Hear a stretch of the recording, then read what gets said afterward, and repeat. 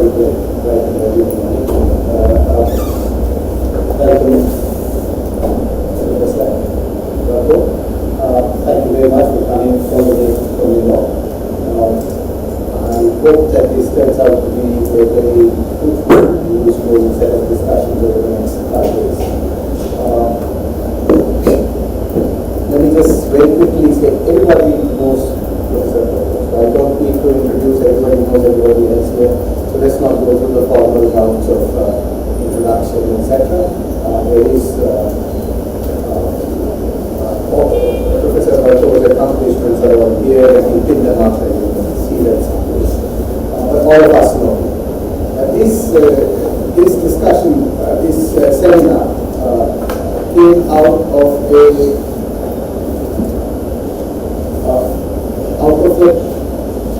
the thought that emerged when he was giving a talk when he was here in January for a convocation.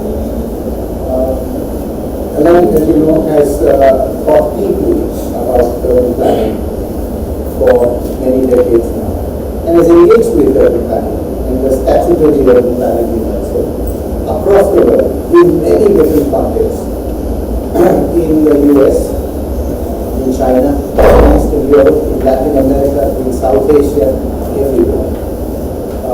Vietnam, Southeast Asia, Hong Kong, etc. And he has had a chance to see, sometimes at a little bit of a distance, which is very important, statutory urban planners working across the world. And he has developed a series of ideas and insights into urban planning that are unique, I would say.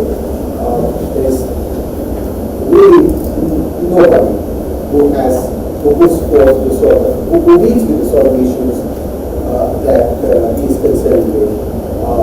Because most academic scholarship remains within academia, doesn't look at practice well enough, and so we don't get that sort of insightful look at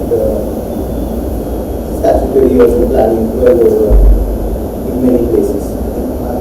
He's one of the key persons doing this. He's, as you all know, putting together a book derived from all of his insights, and it should be out soon.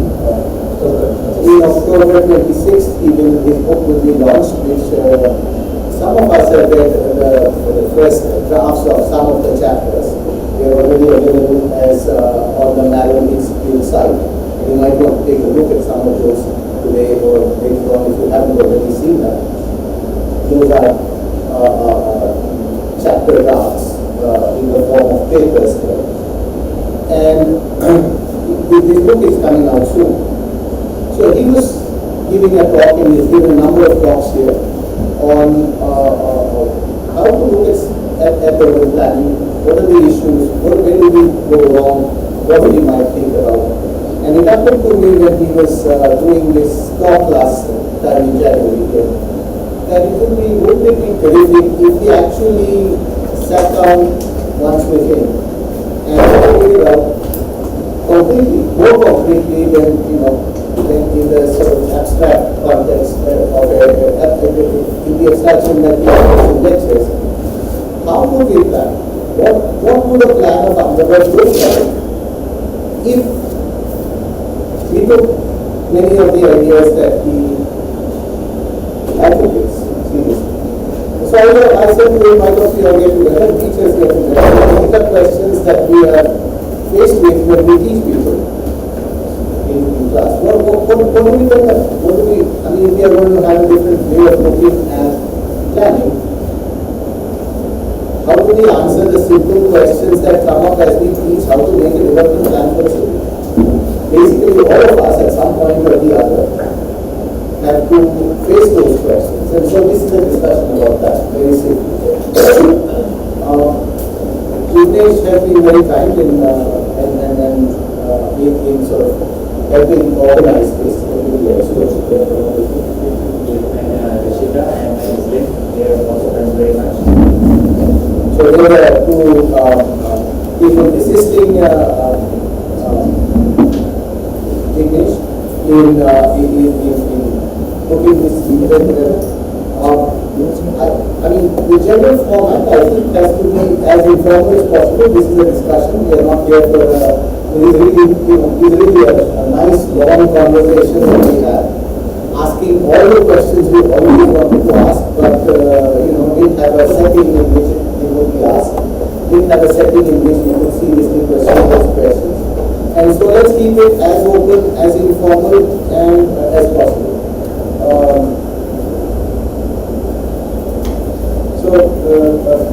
That's one point. I think we should try over the days as we go, keep one simple focus. All cities in India have statutory plans in place, some sort of a development plan, and now in some places we have 2 or 3 other levels of plan. We have a local area plan. Yeah, basically some cities have zonal plans, some cities have local area plans. You also have large metropolitan level plans. So these are the plans we are talking about. We are not talking about the sort of plans that are made in non-statutory situations. There are a large number of mobility plans and a lot of other plans being made. We're sort of not focusing on that right now. The instrument we have to make statutory plan is, and in fact, that's going to be the starting focus of what we do. And let's keep that squarely in mind as we go ahead. What would the contents of such a plan be? What is it at present? How do we, what has worked, what has not worked? How would we change it? What are the different ideas that we deal with? Here's a chance to clarify some of those and to ask those questions. I know that it works out there. Would you please explain what the second,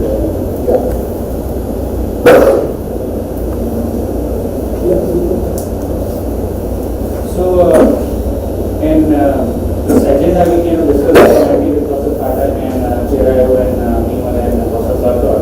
And as you already have those agendas in your hand, it's 5 days. We are talking about half days on each of those days, meaning up to the lunch. So starting from morning, about 9:45 every day we start after lunch. And the first day, which is today, we are going to talk more about planning for Indian cities in general. And this is where Prof. Bertaud will first make his presentation. Also, he has requested that if you have any particular questions for particular slides, you can ask him now, ask him during the presentation.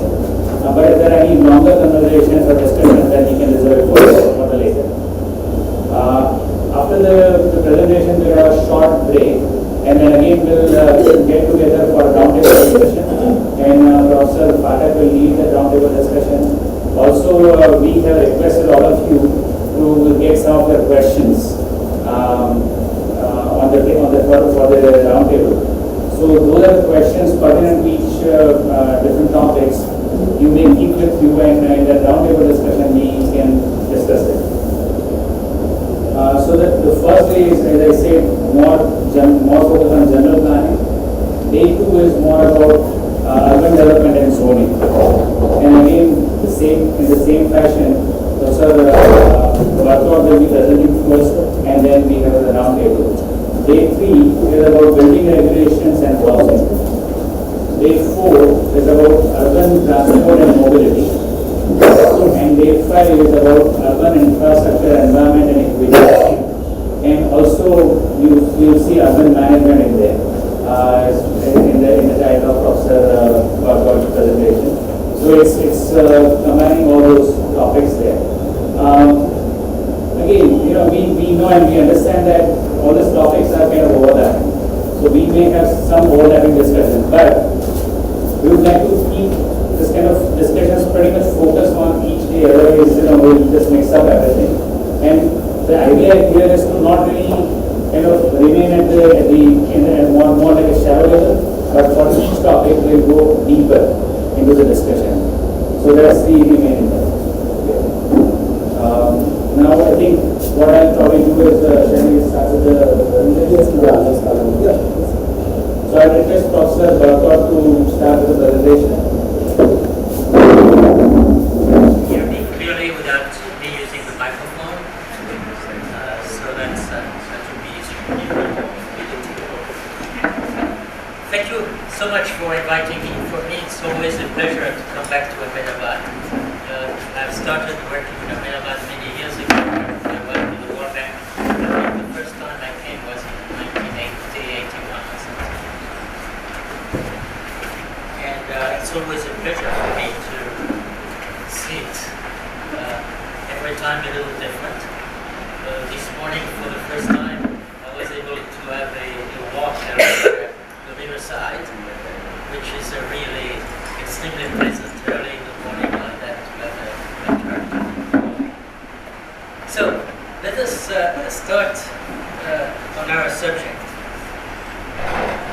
First, I would like to discuss the difference between design and market, which contribute to the growth of cities. What is the role of design? What is the role of market? When I talk about market, I don't mean that market should be worshipped or anything.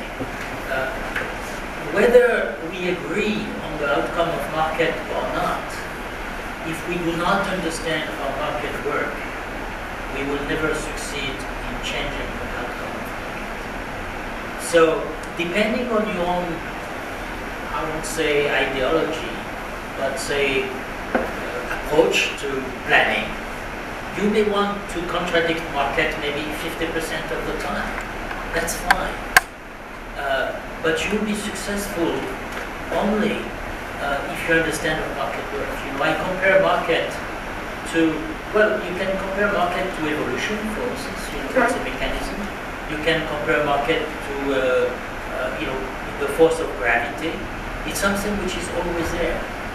So you better understand how it works. In the second part of the talk, I'm going to talk about cities as labor market. This is something that normally labor market is a prerogative of very often actually macroeconomists who are looking at that. I think that labor market are the drivers of cities. Cities are not some big Disneyland, or Club Med. Cities are there because people work in the cities. Without the work of the people in cities do not exist. So, although we enjoy doing a lot of things in the city which are not necessarily work, unless a lot of people there work very hard, the city will not work. And I'm a little disturbed when I see some of my colleagues advocating certain aspects of cities which remind me more of Disneyland again or the Club Med. Something where it's really very pleasant to move around, but the only thing you have to do is enjoy yourself. This is not quite true. Cities are built on the hard labor of a lot of people. So let us start now.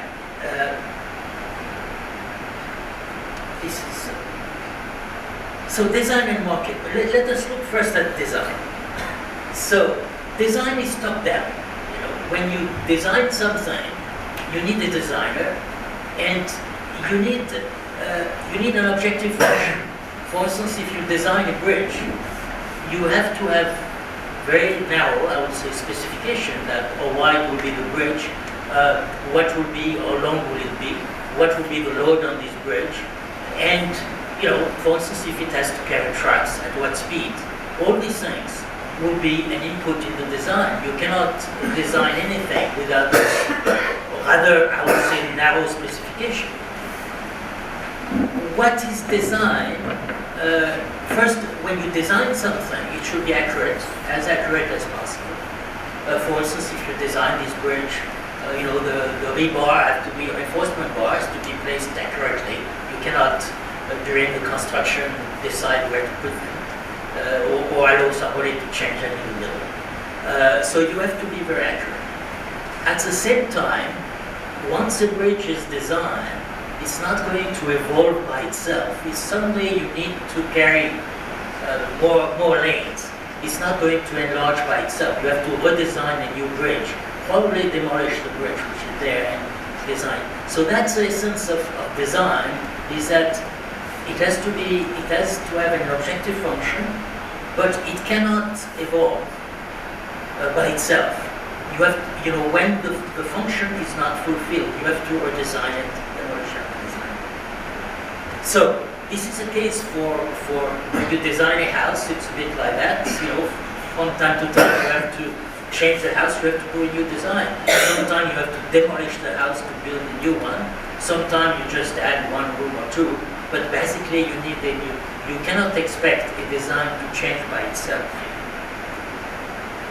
In a city, because after all, we haven't talked about cities yet, but that's our topic. What is design in a city? Well, large network, like the major roads, have to be designed. The sewer system has to be designed. There is no way to have a spontaneous, market-driven sewer system. Somebody has to design it. Some engineers have to calculate what would be the flow, what is the slope, whether there will be lift station or where the sewer plant will be and the capacity of the sewer plant. So very much like a bridge. At the same time, if the population change and consume, say, more water or develop in an area which was not foreseen, you have to redesign your sewer system. The sewer system is not going to evolve by itself. Now, let us compare that to markets. And again, I insist, cities are, in my opinion, most cities are about 75% about market, 25% about design. Now, you could argue it's 20% or 30%. But most of the things we see in cities are, in fact, the issue of markets. So what are markets? First, it's a blind mechanism. It is not a god, it's not a person, it's not a religion. It's just a mechanism that you find in every society, practically, which has evolved. Especially, I think it evolved since when human beings start developing agriculture. We start having markets. And market, contrary to design, generates spontaneous changes. When you see in the street a shop which was a bakery and suddenly it's a dentist, this is the effect of markets. There is a dentist who is paying a higher rent than the bakery and is replacing the bakery because there is a need for a dentist in this neighborhood, maybe more than a bakery. It could be the opposite, by the way. It could be a bakery replacing a dentist. So this is spontaneous. And it's a grassroots thing. Basically, the mechanisms which are used by markets are prices, land prices and rents. Land prices and rents transmit information to society, and nobody dominates prices, with few exceptions if you have a monopoly or something like that, but in cities, monopolies are very rare. So it's a grassroots thing. Suddenly there is a high, a lot of people want to be in an area, either because this area is very attractive, or because say it has a lot of job or a lot of amenities, or it has a good environment. Immediately, this information is going to be transmitted through prices. The demand from people is going to, and those prices, people are going to react to prices. If you had in an area of very high land prices a low building, obviously people would like to build a higher building. It's not because they prefer higher building to lower one. It's just that the price of land is such that they will have to rent floor space, and the floor space will be cheaper if it is a higher building. So again, it's not because somebody decide that high building are better than low building. It's just prices. The opposite is also true. If you are a planner and you decide that in an area you are going to have high building because you like high building, maybe I'm thinking of a gift in a certain way here. I don't know. Maybe I'm wrong. But by itself, you will not have high buildings unless this area becomes very attractive for some reason.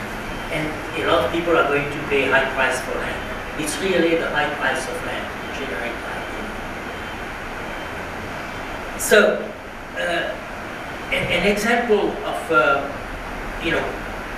of market, land use, density, the height of building, are generated by market. They might be restricted by regulation, but when you restrict them by regulation, when you restrict change brought by market through regulation, you had better know why you are doing it.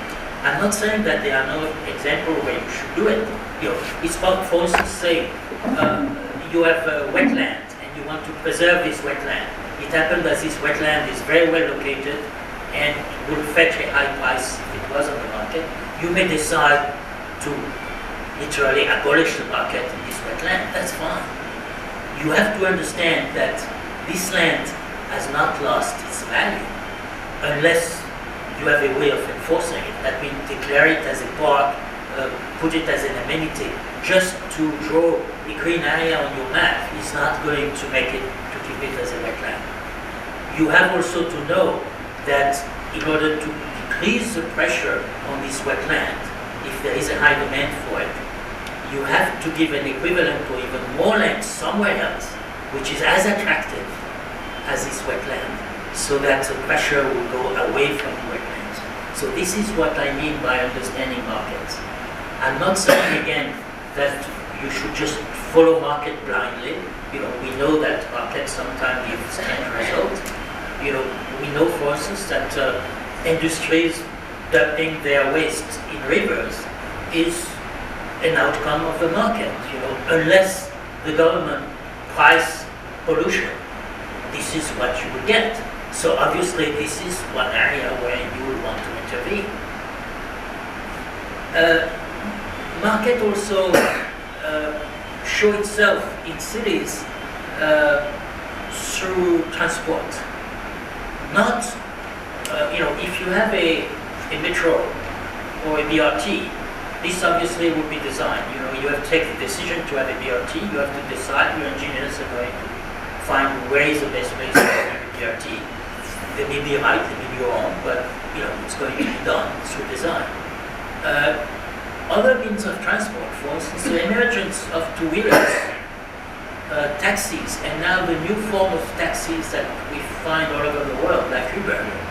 These are markets. Suddenly there is demand for a certain type of transport. That is different from what we know.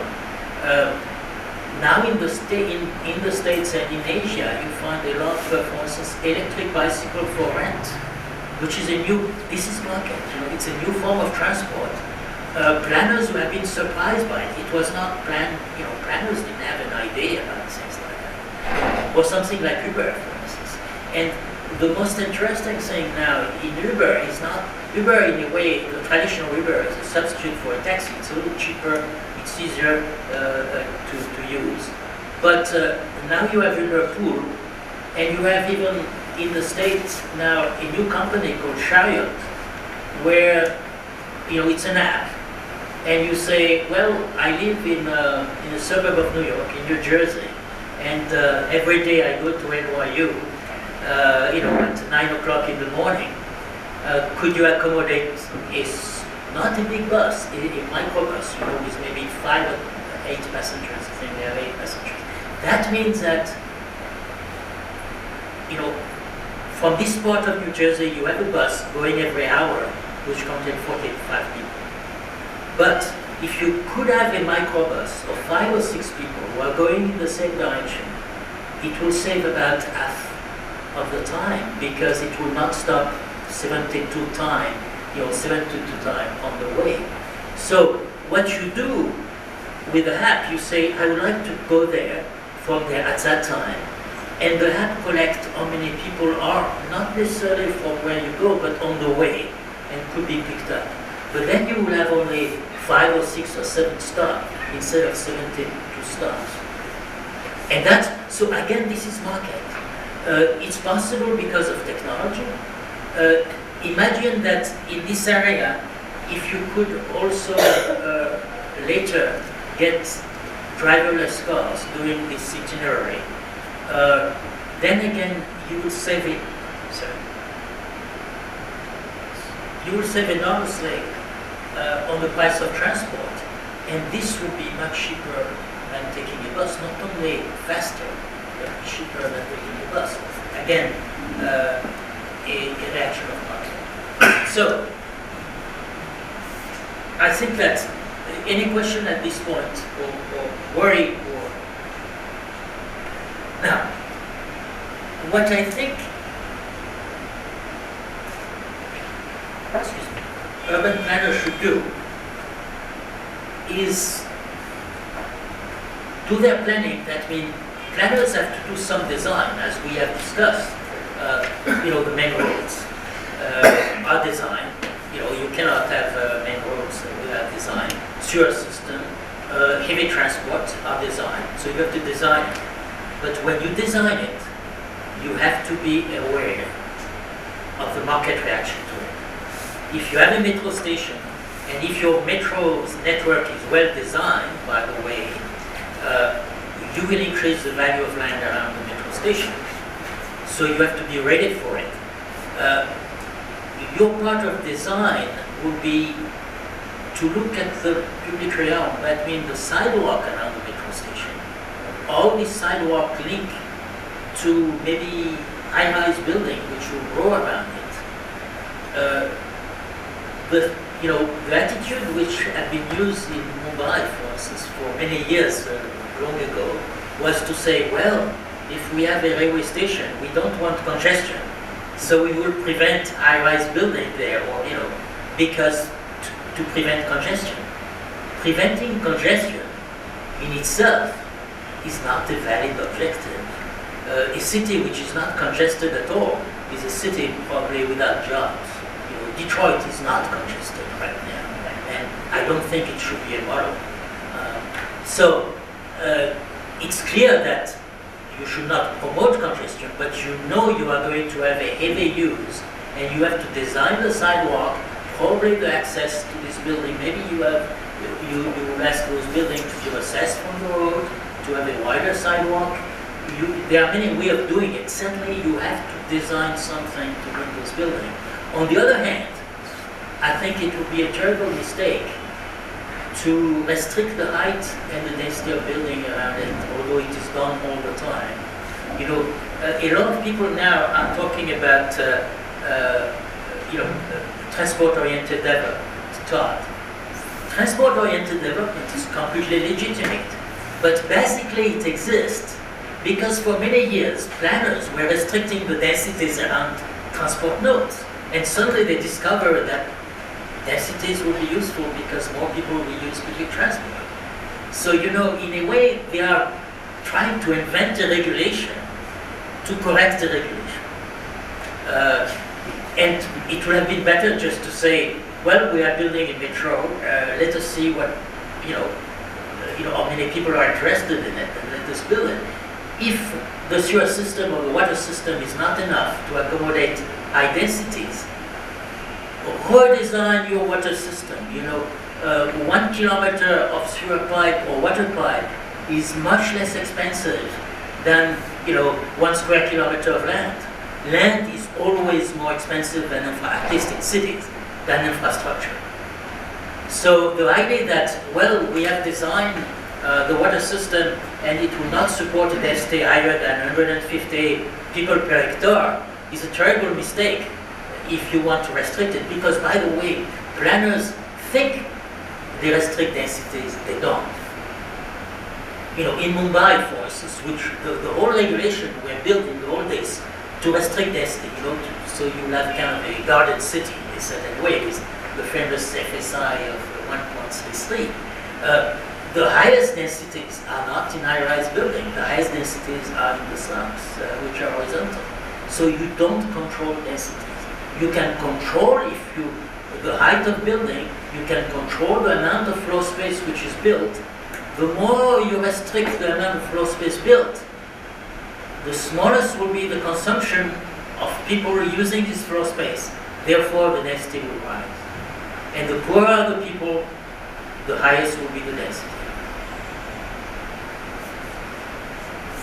So this is an example of the interaction between design and market.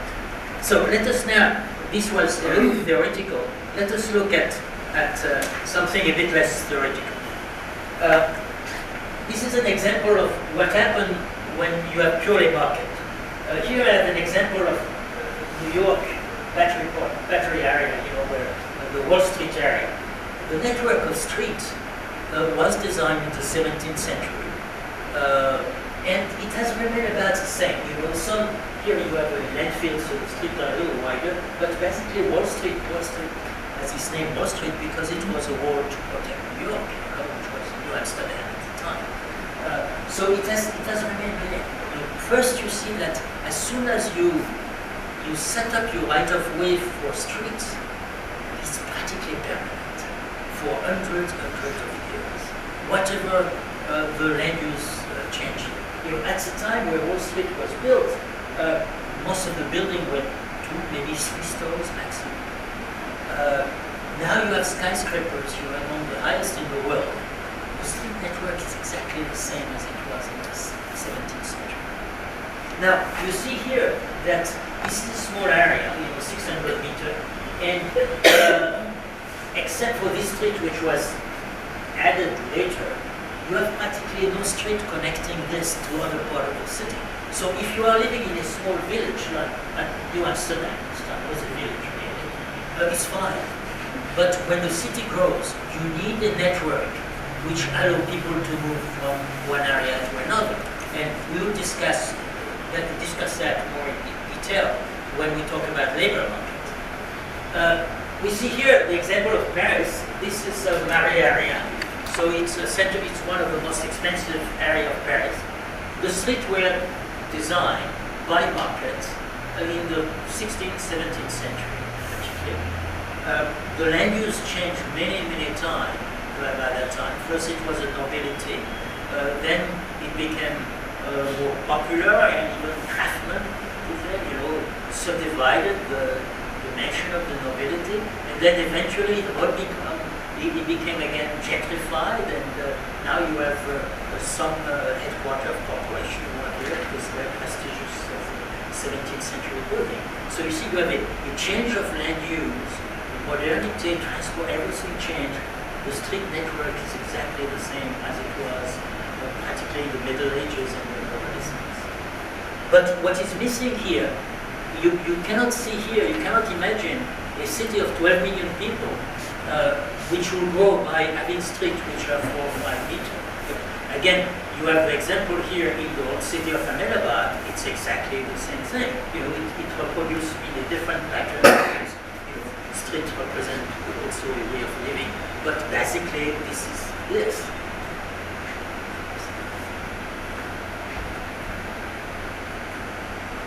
Now, when the planners start intervening,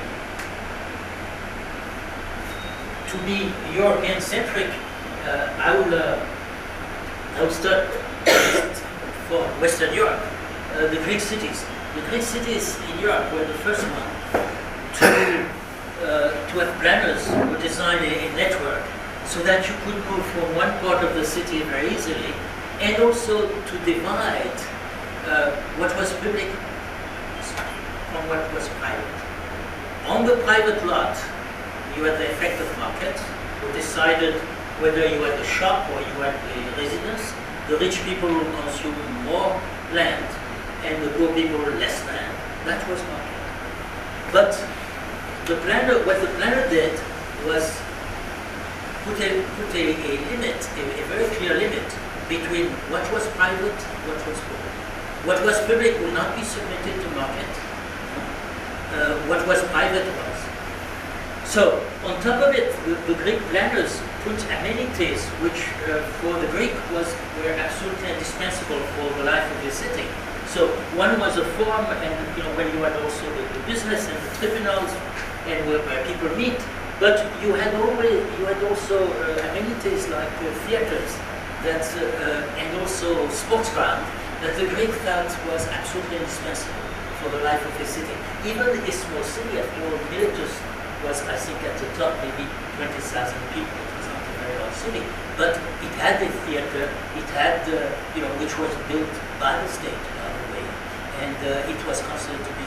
So that was the job of the planners. Separate the public from the private, put some amenities in key areas, and then let the market decide what, if you notice in the latest part of the plan, they have also a larger street which are connecting smaller part of the city, again, to allow a circulation between different parts of the city. That's, the market will not provide this larger street.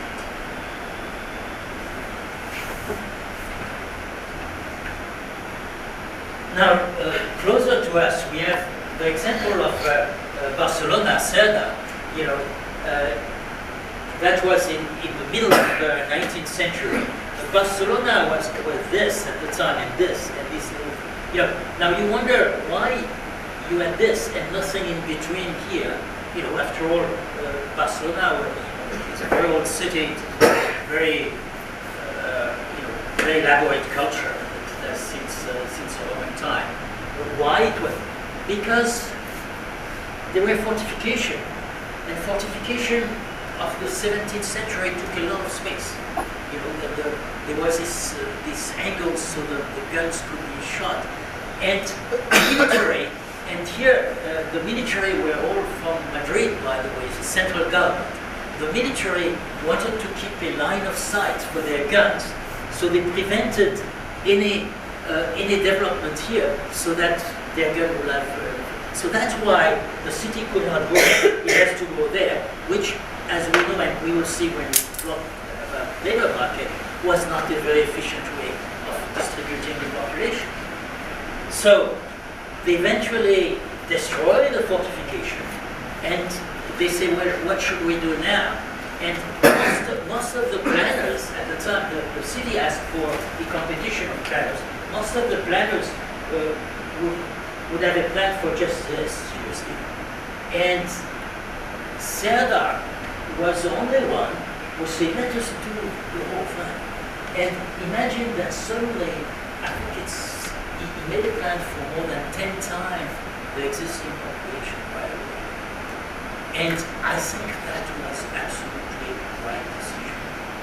Now, at the time, he decided to have, what is interesting about Ceuta is that, so he separated here for a long time what was public from what was private.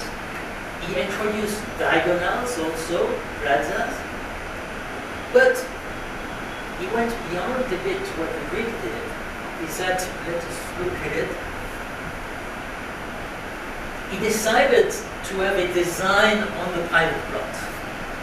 Now the landowners were not too pleased with that. The landowner were relatively pleased with the streets because it gave value to their land, more than if they had just a rural road. But to be told exactly what should be here inside, they were not too happy. So, that was the way he saw it. Basically, 6 sides only will be built, and the rest will be garden inside, and there will be one side garden, and there will be internal street. There was immediately a lot of resistance to it, and again, this is, although I literally worship Ceuta, I would say that that was a big mistake. He was going into design in something he had no knowledge about. And what makes the charm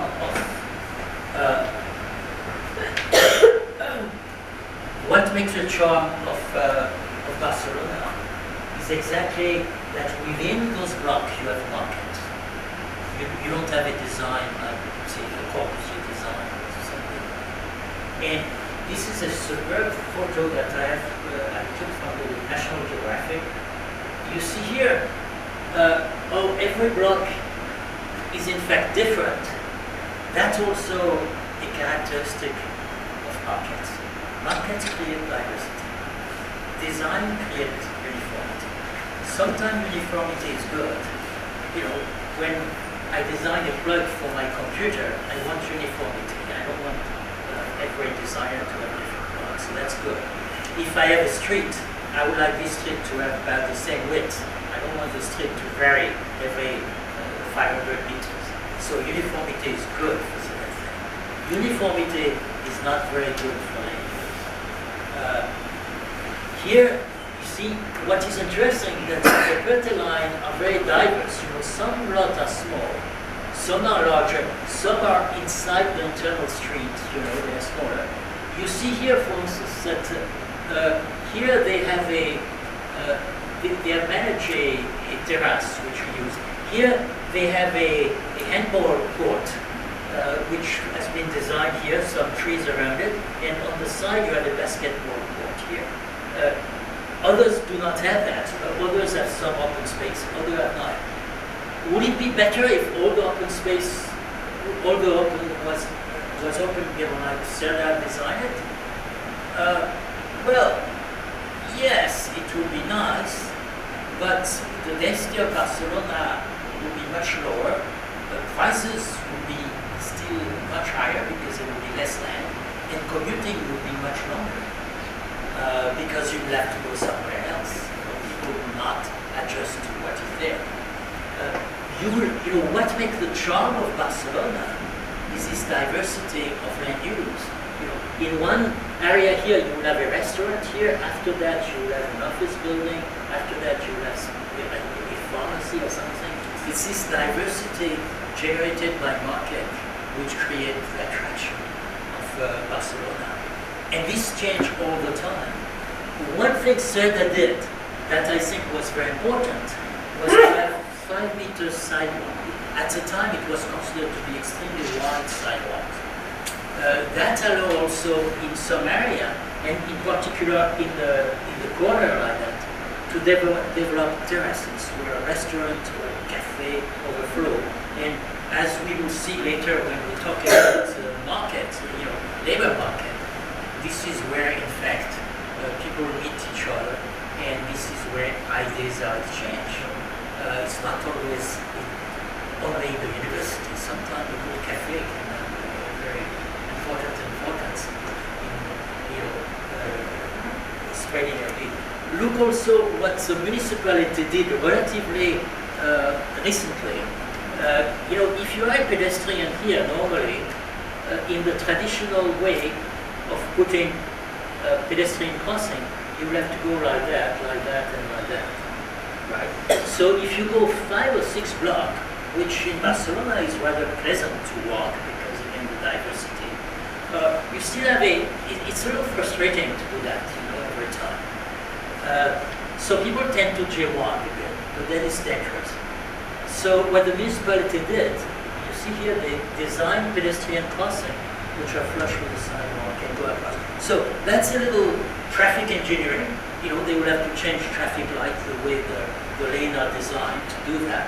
But that's again what planners should do. You know, rather than say, well, too bad, pedestrians have to go through the crossing, you know, because we will save on traffic light, we will simplify traffic. They decide what to do in terms of design on the public realm and this I think. If this doesn't work exactly the way they want, they may modify it.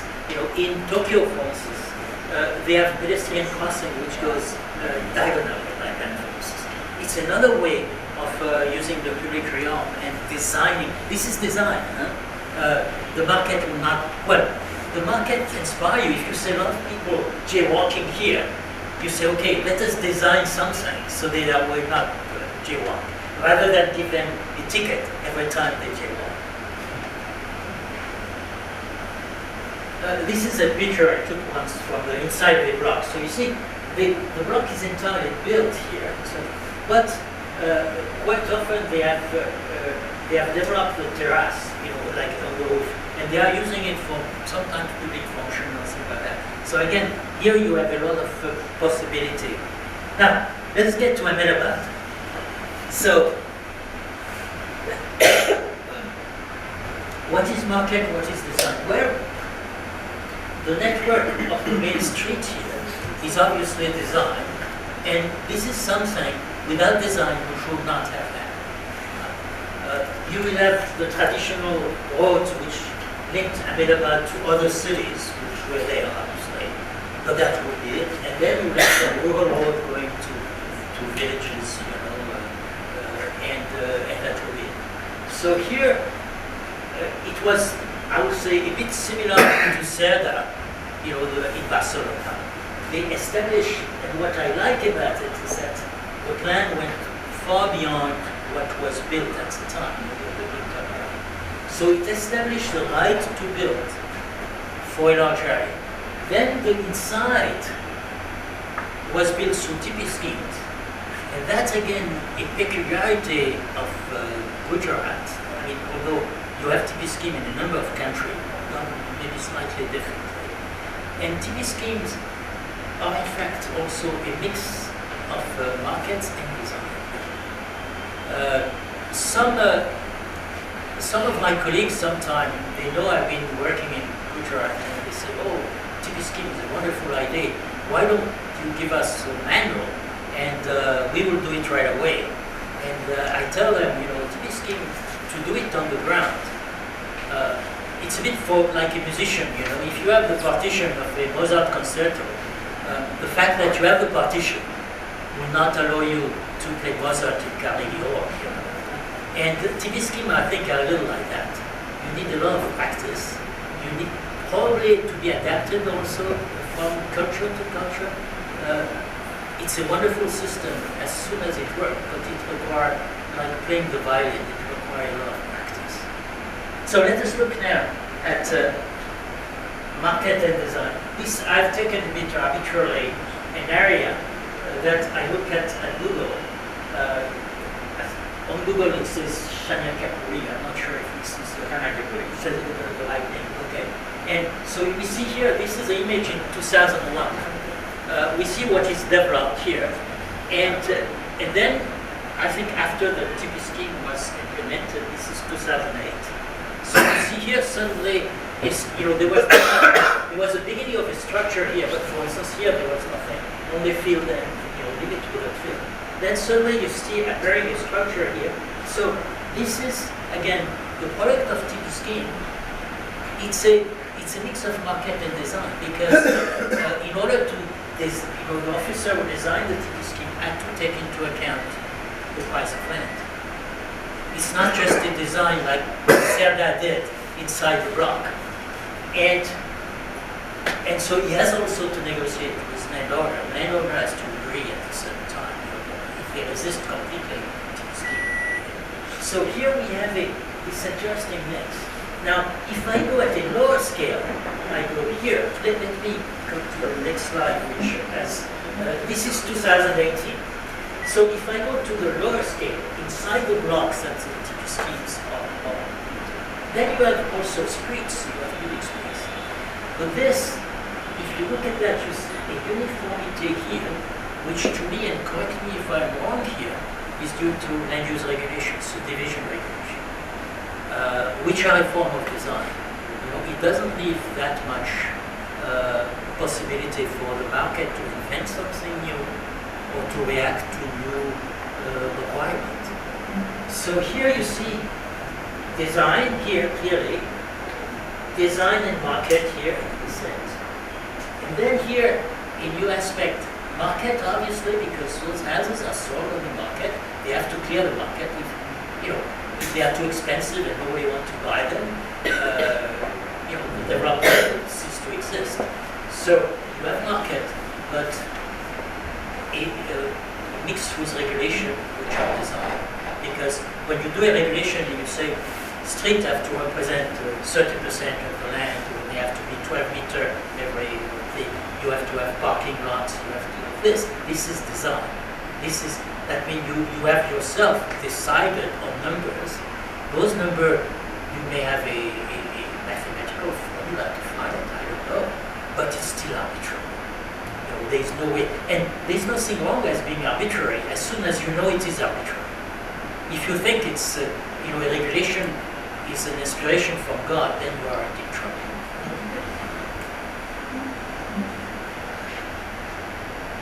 So let us look. This is Chandigarh, and this is a Brasilia block at the same scale. So you see Chandigarh again, designed, all the streets are designed, there were no TP scheme, it was just designed, with the idea of Corbusier that cities would be made of blocks, and there would be only for access inside the block. That was the design thing. We felt that this would be fast thing, and commerce would be only in the middle here. I have seen that now that a new zoning amendment plan for Chandigarh, and they are now changing the land use around the main axis here to the commercial. This is market. You know, what Corbusier didn't know, Corbusier was almost anti-market, as you can imagine. What he didn't know, that if you have a large street like that, you have a lot of people passing by. It's a very good way to do commerce. And the commerce also probably would be at the entrance here and here, where in fact in Corpus scheme mostly the way we build. Here, by the way, if that was a commercial street, then the school here would be wrong. You know, it would be very, very expensive. The land here, imagine if the government on this land, if you could sell it, you could pay for a fantastic school here with a laboratory and everything, just with this little strip of land. So it's a waste of land. So you see, again, this is what the positive side of Chandigarh, and was that at the beginning the government was designing most of the housing. When I worked there in 1963, it was still Jane Drew and Maxwell Fry were designing houses by the government. And, you know, it was not really public housing. But eventually this was abandoned, and basically people bought a plot and built whatever they want on the plot.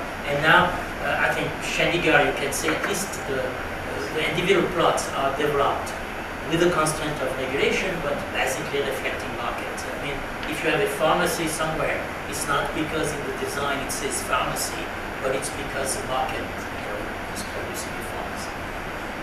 And Brasilia is very different. You see, Brasilia, everything in the superstructure were designed by Niemeyer and Costa.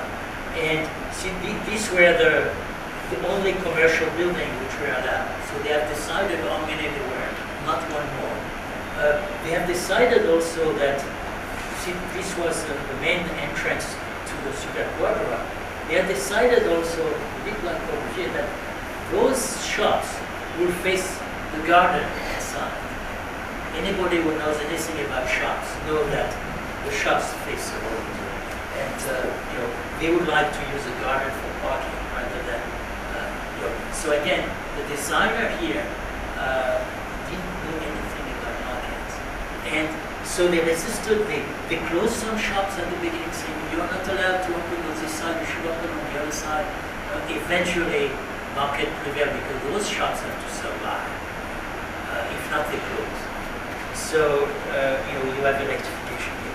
You see that this, you know, this plan can be changed in a certain way, that at least a building can be changed. You can have taller buildings somewhere. Here, the Super Quadra are completely frozen, like everything which is designed. They are exactly the same as the one which were designed by Niemeyer 50 years ago. You cannot change them. And now, by the way, it's an heritage, UNESCO heritage, so you can even less change.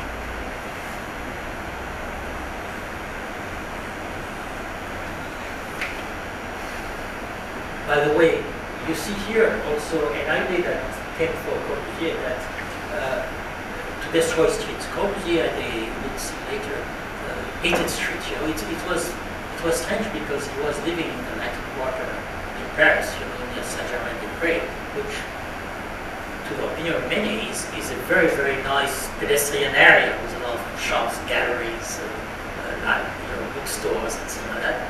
For some reason, he hated street. He thought there were too many bistros, too many cafes, and the French spent, you know, he was Swiss. The French spent too much time in the cafe. He had at a point. You know, I remember spending a lot of time in cafe in Paris, but I don't think it's a planner who should decide how much time people spend in cafe. So this is Corbusier, Paris. You know, this is the Plan Voisin.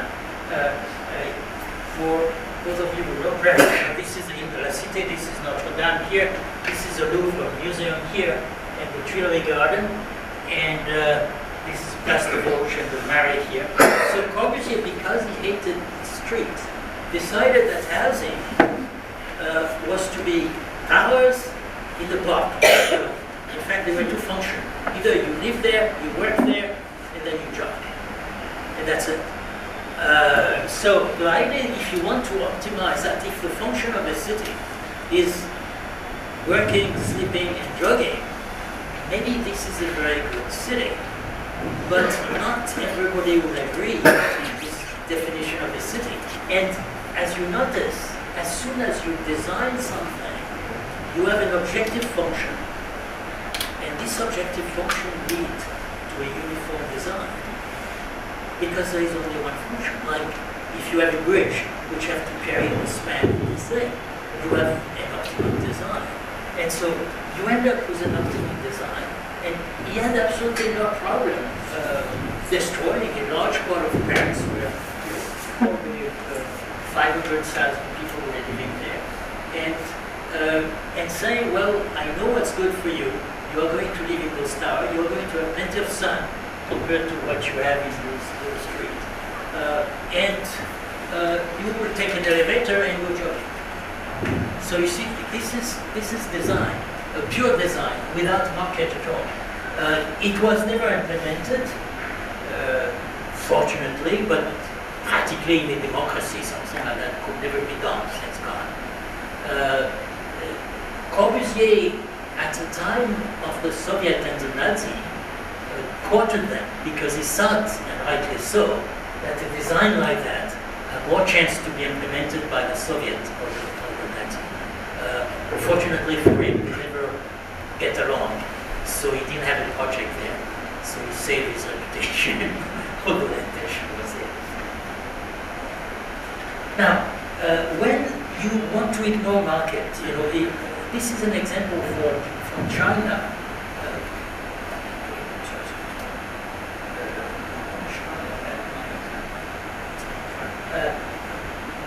The Chinese, at the time of Mao, of course at the Polish market, the land belongs to the people. When you say the land belongs to the people, it means the land belongs to the bureaucrat who control the land. There's no such thing as land belonging to the people. They decided they had to build housing. Now, if you don't have a price of land, how do you allocate land for housing? How much land do a house need? So you need to develop an objective function if you abandon the market, to design. So they try to find what is an objective function for a house. So for a house, for an apartment is yours, 2-bedroom, a kitchen, 2-bedroom, very small, a living room, and a bathroom. All right. And they were close. They put them relatively small. A typical apartment with about 60 square meters. That was fine for the apartment, but how much land this apartment will occupy? That be more tall will be built. Well, they say we don't want to spend not enough electricity to have elevators, so we will have 5 floors. This is what people can walk comfortably. So when you have that, then how much land? What will be the distance between buildings? In a market economy, the price of land, of course, will determine. You say, well, your apartment will have to sell for that. Therefore, if the price of land is this, that will determine the distance between buildings. So they tried to find something scientific. So they decided that everywhere in China, every apartment built will have 1 hour of sun, at least.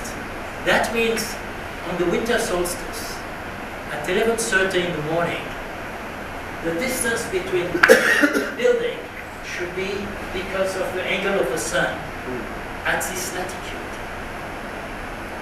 And that's defined by default. The densities of all the residential area, all the same latitude will have the same densities. As you go down south, the density will increase because the sun will be higher. So, for instance, if you apply that to the US, New York or Montreal will have a very low density, but Houston and Phoenix will have an extreme, other high density, probably 3 or 4 times. And of course, if you are in Beijing, or if you are in a village at the same latitude of Beijing, you will have exactly the same density. And this is exactly what they did, because the Chinese are very good at implementing things. So when they implement a very good idea, it's fantastic. When they implement a bad idea, it's terrible, because they do it everywhere. So you see here, as soon as you abandon markets for a certain area, there is no way really to come up with something which will help you planning. All of us planners, or architects, myself, I'm an architect, planner by background. When I was at school and probably in the first 2 or 3 years of practice, I thought that if I could design whatever housing or anything without the constraint of the market, without prices, it would be wonderful. It would be just as school. You design things to please yourself, if not please the client. And then suddenly you realize that this is not practical. That's not the way things work. Because those are consequences, in particular on densities. Now, let us look at, I don't want to bash it. By the way, this system was completely abandoned under the Deng Xiaoping. Deng Xiaoping introduced market.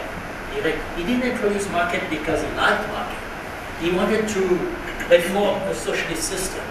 And he allowed cities to make reform, but just locally. And then they would monitor very closely what was happening.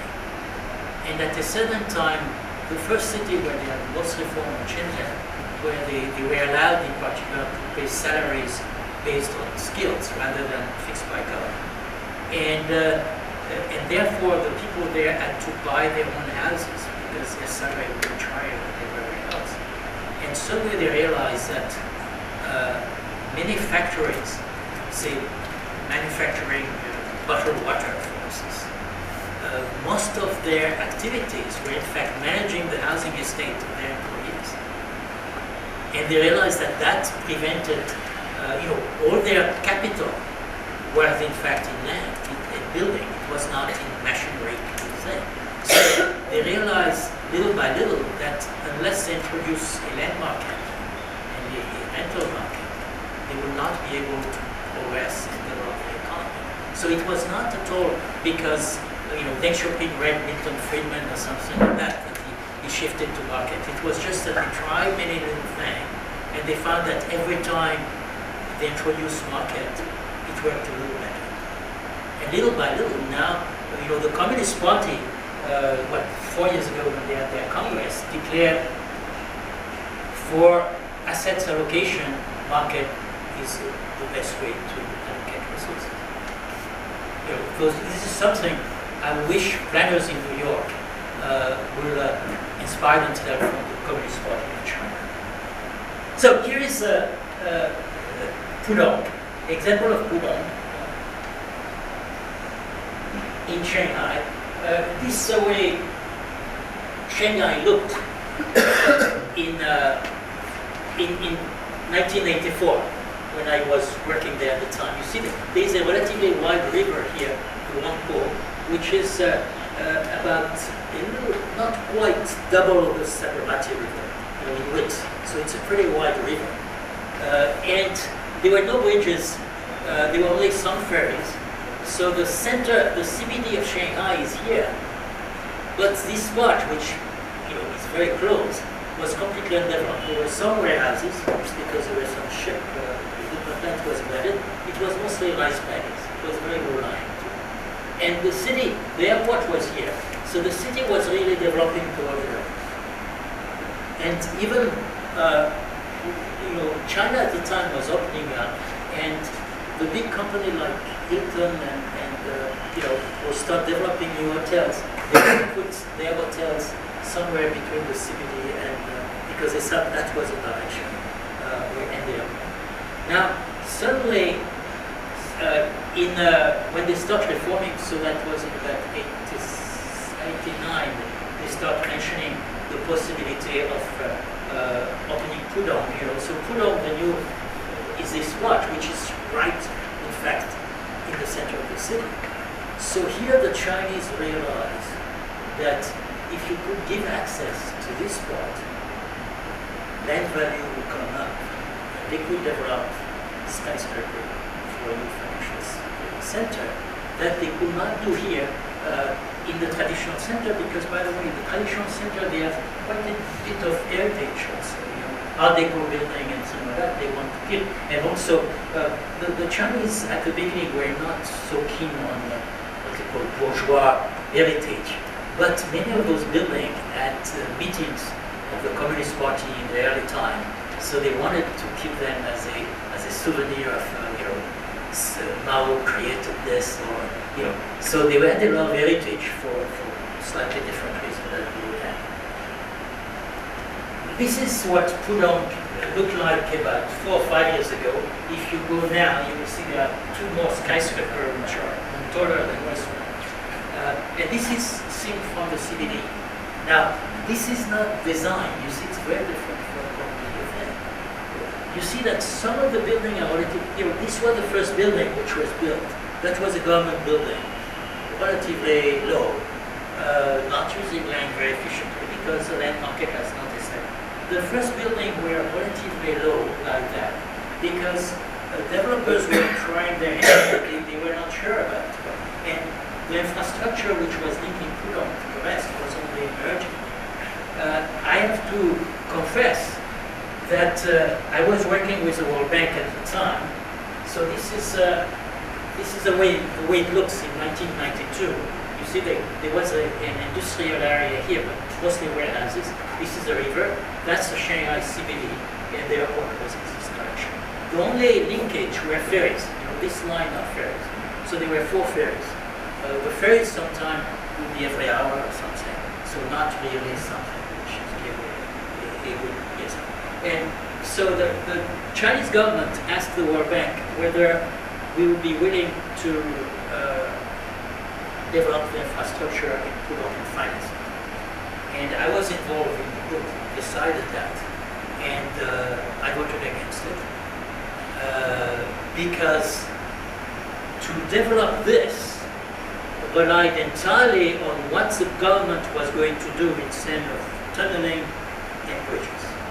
And if they didn't do it in time, we would be saddled with a lot of infrastructure which will be empty. We will have a negative cash flow for many, many years. And we will have egg on our face if we are empty. So I decided the risk was too high, although retrospectively the government, when it comes to implementation, the Chinese government usually get it.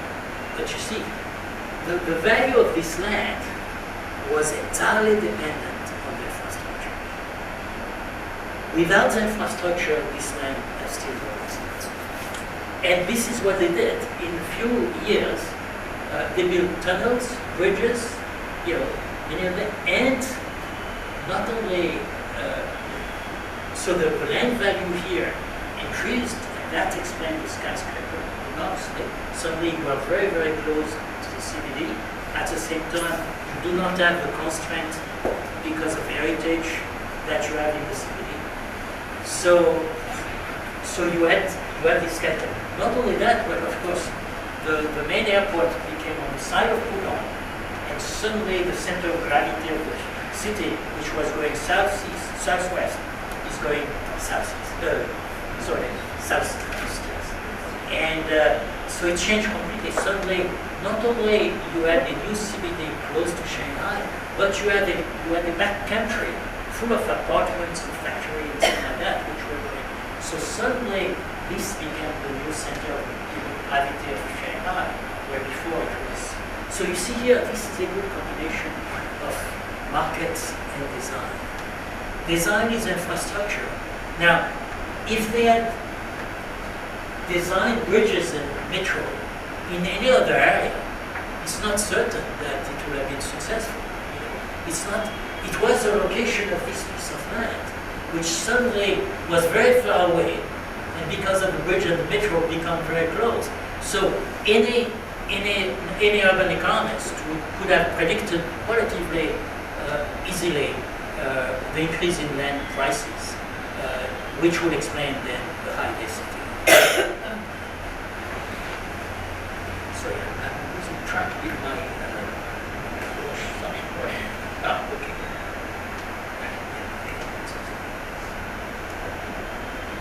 So now let us look at cities as labor market. This is a little different topics, although it's related and it's very much related to what we will see later about mobility and employment. We have seen, cities do not have an objective function like a bridge or a telephone. So you cannot really design cities. Cities are designed by people who live there, and they have needs and information about their business or their priority as a family that the planners do not know. For instance, think of the location of housing. Planners tend to think that everybody wants to live close to his place of employment. This is not quite true. You may want to live in an area with a good environment. You may want to live in an area where, if you are a couple, you may have two persons working, and one will be working in one part of the city, one another. You may want to be in the middle. You may want to be close to your mother-in-law who will babysit your children, for instance. So everybody has his own reason. If you are a tennis player, maybe you want to be next to a tennis court. That's important for you. It will not be important to everybody. So, the decision to live in one part of the city or another is a complex one. We come from an enormous variety of needs. There is, of course, affordability. You don't want to spend too much on transport, but you don't want to spend too much on housing either. So all these complex decisions belong to individual households and firms. The same thing for a firm. You want to be close to your supplier or maybe closer to your clients. In Russia, some years ago, I was asked to review the master plan of St. Petersburg, and to my dismay, in the master plan, they have an area for paper industry. Fine enough, they are usually polluting, so why not? But they decided that people printing business cards should be close to the paper industry, so an industrial area very far from the city.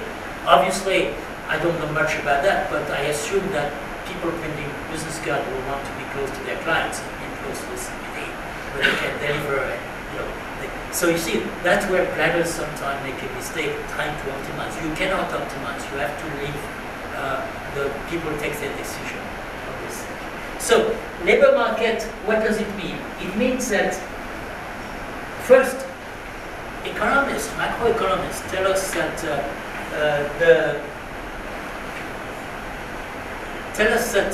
the larger is a city, the larger is a labor market, the more efficient is the city. That seems difficult to accept because larger cities, take Delhi or Mumbai, are terribly congested, or take Jakarta, Shanghai, Paris, are terribly congested, and you feel that people lose a lot of time just moving around. How is it possible that they will be more productive than somebody who's in a small town and only 10 minutes to go to work? Well, it is a fact.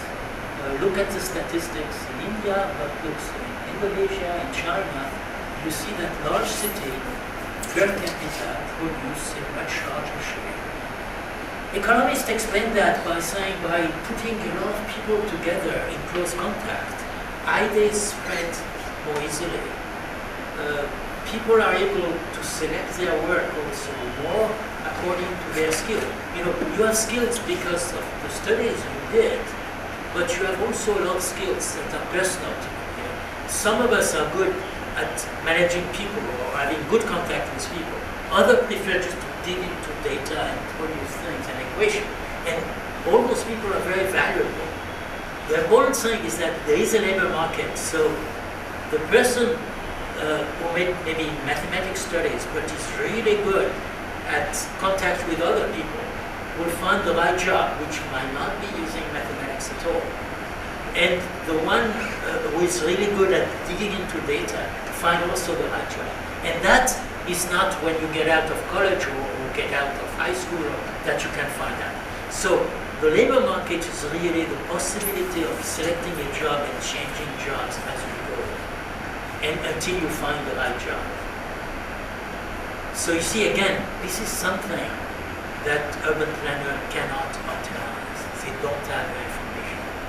But if they allow people to do that, and that you have an effective labor market, that means that if you are in Ahmedabad and say the number of jobs in Ahmedabad, I don't know, 2 million jobs, 2.5, something like that, that you can choose wherever those jobs are, not only in the city, not within a kilometer from your house, but anywhere in Ahmedabad. And by the way, if you live in Ahmedabad, or if you live in Delhi or in Mumbai, it's not because you decided to find a job within 500 meters from your house. It's because you want to find a really interesting job, and you feel that in a large city like Ahmedabad or Mumbai or Delhi, there will be more jobs which are interesting. Maybe also in mid-career, you may want to change. Some people are in management and suddenly they decide they will either do something technical or maybe back to worse, others do the opposite. This is a productivity of cities. China and Russia, Russia especially, had a very, very well-educated workforce. The schools and the university in China, in Russia, especially in science and mathematics, are extremely good. Much better, I think, than the one we had in the West. However, during the Soviet time, the productivity of the city was extremely low, in spite of these very highly skilled people. My explanation is that because they were no labor market. As soon as a student came out of a Russian university, the government selected a job for him or for her, and they will stay there the rest of their life. There is no way. The salary was nominal. You would have my colleague in China, for instance, chief planners for Shanghai, earned about $25 a month. Now, that was not their real salary. At the time, whether it was in Russia or in China, the government in a way taxed your productivity at 85%, or even I would say 90%, give you pocket money to buy vodka or Malta and cigarettes, and the rest they take care of it. They give it to you in the form of housing, in the form of school for your children, in the form of health, and therefore you are completely dependent on your employer on everything. Everything. If your employer is happy with you, you keep the same salary, but you will never go on vacation, on the Black Sea or anything like that, because your employer controls everything. And suddenly you will move from a relatively nice house to a lousy house. So you didn't have a labor market. I would compare the state of China and Russia at the time a bit like a refugee camp. You have a lot of people agglomerated in one area, but they are not moving around to look for jobs. They have a few. They are getting from the refugee organization a stipend, so that allow them to have enough calories to survive. This is not a labor market. So you see, concentration of people in itself do not create a labor market. Labor market is if you can change job, select job, and if you are in a large city, move around easily. If you are a slum dweller in Mumbai and you cannot afford any form of transport except walking, your labor market is very, very much restricted to a few kilometers around Guwahati or things like that, which might not be so bad compared to what you have in a village. But if those people would move around and find a job, or look for the job of everybody in Mumbai, their income will go up. So this labor market is a very important.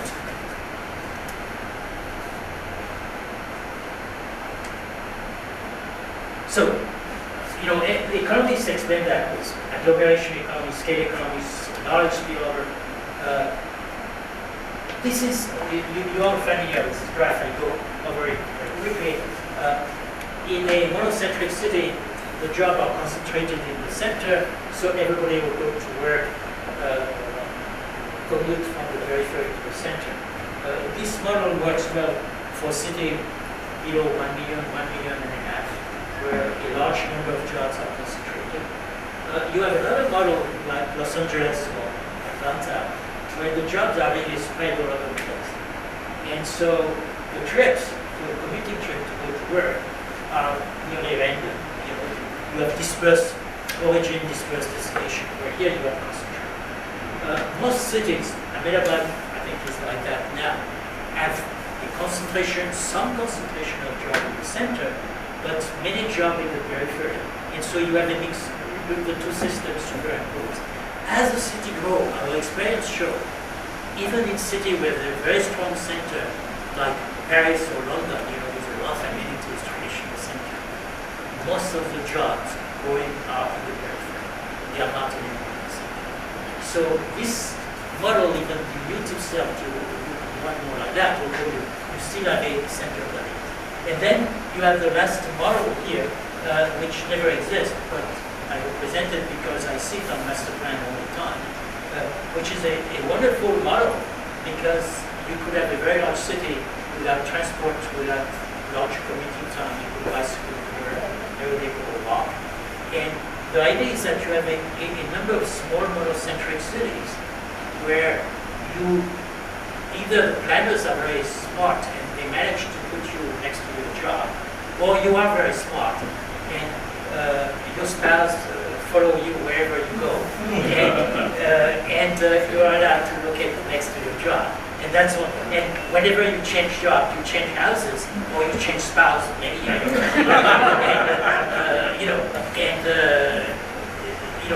So that's something. So this completely contradicts the theory of labor market. You don't have a labor market. It's much more like, in a way, some Chinese city where every factory and their own housing stock, which goes to the factory. This is a bit like prisoners sometimes in jail. They do some work too. You don't expect much innovation or productivity from people who are in jail, although they don't lose much time commuting. In itself, it's not. So these do not exist. But it's a very attractive area. It's a very attractive model, but it cannot possibly exist. So this is the labor market of New York. You see Manhattan here, Long Island, and New Jersey here. The red dot here represents a job, and the larger dot represents southern Manhattan. So you see that the jobs, although there is quite a concentration of jobs here in Manhattan in the center, in fact, are spread all over. And now the labor market in New York, I don't expect that somebody who's living here find a very interesting job here and commuting there. That will take them probably 2.5 hours, maybe 3 hours. So I put the limit a bit arbitrarily of the size of the labor market if you can commute less than 1 hour. Although some people commute more, but that's the exception. I think if you commute more than 1 hour one way, your social life is more or less destroyed. You have no time for your children or your friends. You have no time to study on your own, to do sports or whatever you like. So the more you commute, the less your social. I believe that the new poverty now in some cities of the world, especially in Asia, are not people who are starving or are not enough money to buy clothes or anything. It's people who commute 2 hours, 2 hours and a half. I've seen that in South Africa, for instance. I've seen case study of women who were cleaning offices and were spending 3 hours a day both ways commuting. There is no life left for those women. A job, if you escape statistics because a job is maybe 1.5 times the minimum salary. She has a decent house provided by the government. So she doesn't appear as a poor person, but she is well qualified. So this is what the goal of the planners is to make this labor market work so that eventually you will have a transport system, not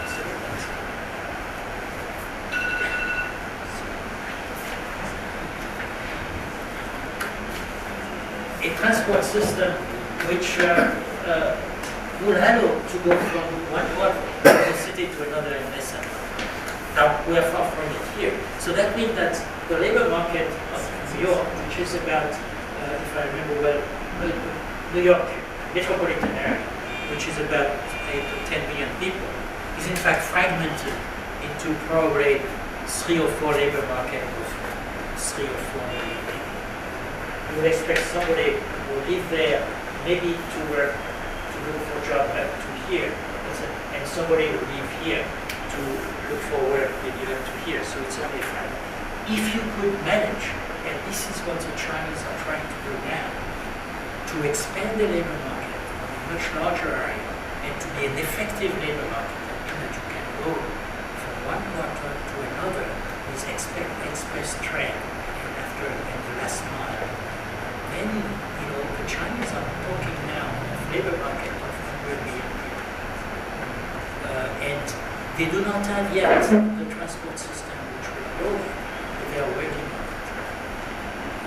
So they will have then a productivity, if they manage to do it, I'm not sure they will, they will have a productivity which will be so much higher than ours that it will be a bit like during the Industrial Revolution, the productivity in England of London or Manchester or Liverpool was much higher than anywhere else in the world, and they kind of spread all their product because anything produced there was cheaper. And if the Chinese succeed in doing that, and I know they are working on it, we will see. So the challenge for us is to look at this productivity of a large labor market and find a way to deal with it. This is just an image of Manhattan, to understand what this labor market means. It means it's like a tide, A lot of people moving every day and moving back. And so this is Manhattan, and this represents the density at 4 a.m. on Monday. So you see that residential area in Manhattan. Before and you assume that this must be people living there, although there might be some nightclub workers. And when it's white here, it means there is nobody there. But you see here in town, that means that it's mostly office building. And this is the density of people on Monday at 1 p.m. So you see this enormous change. And don't forget that people who are living here at 4 a.m., it's very likely that they are not the same who are here. They are working somewhere here. So this is the way labor market works. And this is an enormous challenge when you see this enormous displacement of people on a very large area and very dense area. Manhattan is very dense, so you have. So this is again one of the challenges of the labor market. This is a study done by a very, very good transport economist, David Levinson. I strongly recommend this report. And he did a study very much linked to the labor market. Depending on the commuting time and the number of cities, how many jobs can you access? For instance, in this case, how many jobs can you access in 30 minutes? And here you have the number of jobs vertically. So for instance, if you live here in Los Angeles, you can in half an hour you can access more jobs than if you live in New York. It seems counterintuitive, but this is because probably the job in Los Angeles are extremely dispersed. So people in your way probably. But if you look at New York, so of course, as soon as you get close to 1 hour, then the number of jobs are much higher. And so you see, what it means is that even in a city which is smaller, like Atlanta here, much smaller than the others, you see here that means after 15 minutes, there are not many more jobs wherever you go. Probably the goal of the planner would be to increase this by having faster commute, whatever needs you use. So that would be one goal. Again, if you want to guide do design by an objective function, there will be two things. One will be mobility, that means accessing more job in less time, and the other will be affordability, making sure that you find cheap or affordable housing in many areas. So this is a pattern. This is Paris metropolitan area. I see that you have a map of Paris here. The map of Paris you have here is what you call the petite ceinture, the immediate suburbs. But in fact, Paris metropolitan area, which is close to 11 million people, is a much larger area. 70% of the jobs are from suburbs to suburbs, the trips to the job. Only 30% are within Paris, the Paris, the tourist Paris, the Paris municipality, or people from the suburbs moving to Paris to work. But it's only 30% of the job. So many of the trips are in fact from suburb to suburb, and this is a pattern. You can certainly see that in Delhi now. That not that many people just commute to common place anymore. They go somewhere else, and from one suburb to another. So we have to take that into account. The labor market also established what the economists call a gradient of rent price. This is an old graph just to show the price of rent in French francs, but it's still valid in the sense of as you go outside from the city center, the price of land goes down. That's created by the labor market. Not because everybody is going to the center, but because usually the center is at the center of gravity of the shape. So if you are closer to the center of gravity of the shape, the urban shape, you are closer to the jobs, to other jobs, or even the suburban jobs. So that's why you have this nesting gradient. Now, this price gradient creates a density gradient. So here you have the price of land. This is the theoretical graph, and distance from the city center. So the price of land will go down until it reached here the price of agricultural land. This is the price due to the productivity of land. So the amount, the size of the city, the radius of the city, is really determined by this. If you go further than that, your cost of commuting will be such that you could not pay for land, for agricultural land, so you don't go. But, so that's really the distance. So that's a theoretical graph, but it's useful to understand what makes the city extend. When we are talking about sprawl or things like that, they could be sprawl, but sprawl is due to a distortion on either the cost of commuting or the price of agricultural land. It is not due to, you cannot correct it through planning law. You can correct it only if you remove the distortion. For instance, let's imagine that the real market value of land here is this, the agricultural land is this dotted line here. So it intersects my curve in D2. Normally after D2, the city will not expand.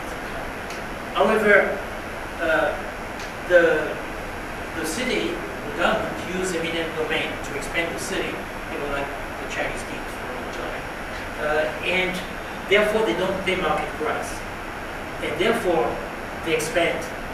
The city will expand further because the market, the real price paid for expropriating farmers is lower.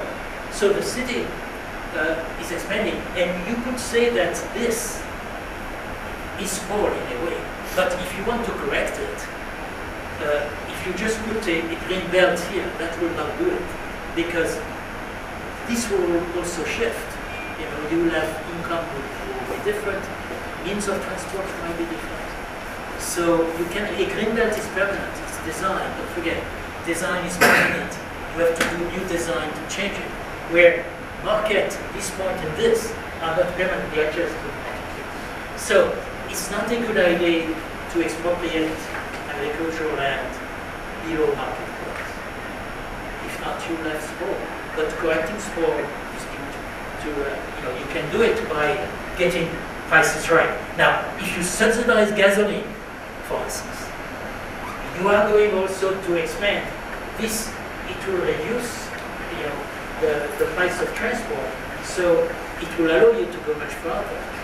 Again, here, maybe that creates more, but the remedy is not to green belt. The remedy is to remove the subsidy on gasoline. And of course, when we will talk about pollution and greenhouse gases, that also is a distortion. And if you want to correct it, you have to price it. Regulation is very difficult. You can regulate certain things, but it's very difficult. You have to price it, and automatically you will have the right distance, the right amount of land, which will be. Now, here I have assumed that when you develop a house, the price of land is the price of agricultural land. Obviously, that's not the case. We're going to discuss tomorrow, land subdivision regulation.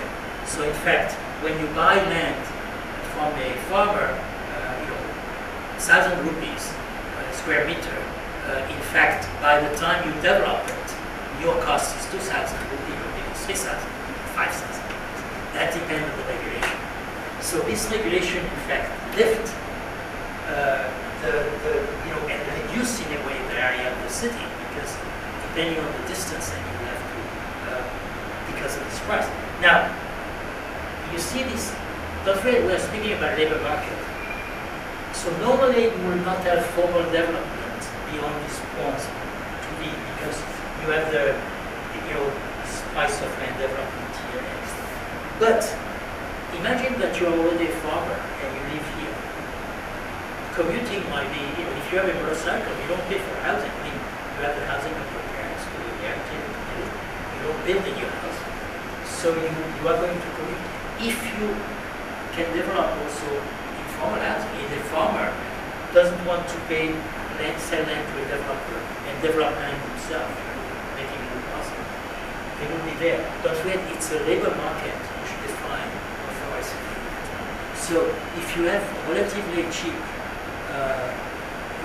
transport like motorcycle, which allow you also to go on roads which are not asfalted and commute, you will expand the area of the city. This is not a bad thing.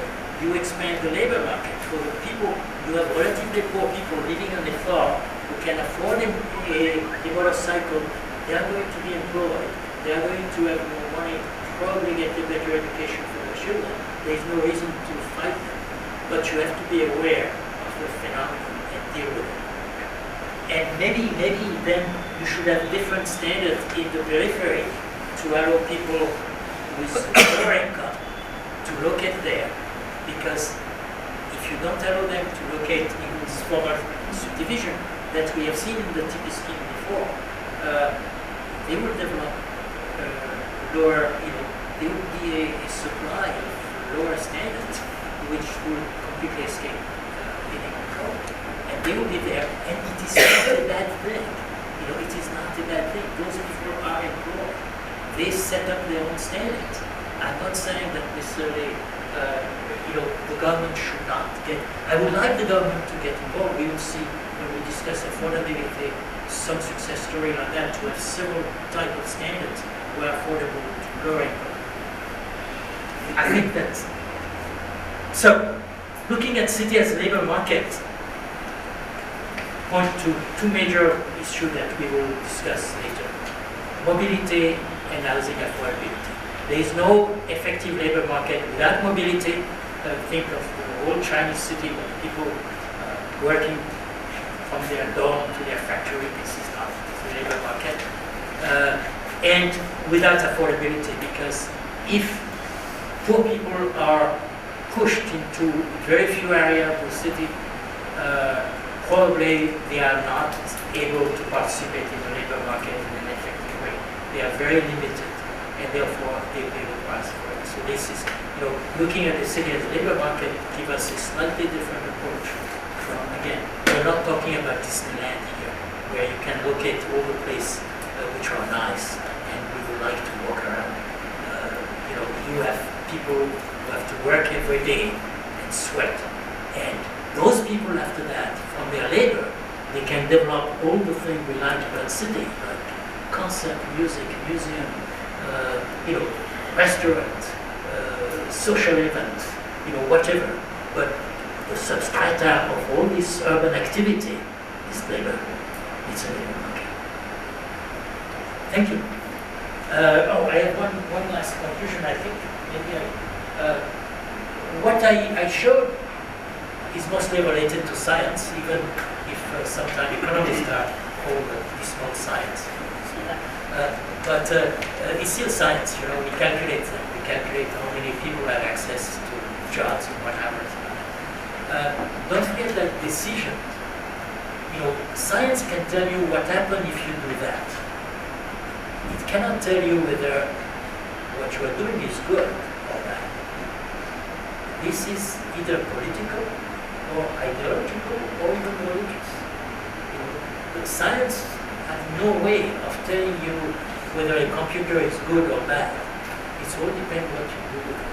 And so we have to acknowledge that decision in a city, the policy, are selected by politicians, because if we had a functioning democracy, the politicians represent the will of the people, and a bit like the market, we can sort them out eventually if you're not happy.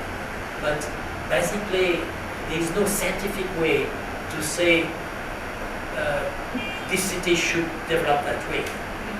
If you are saying we have a pocket of unemployment here, and we feel that it's because people are too poor to have access to transport, and we are going to provide transport, we'll bring them to labor, then you can develop a scientific approach to it and say, we need that many buses costing that much and so on.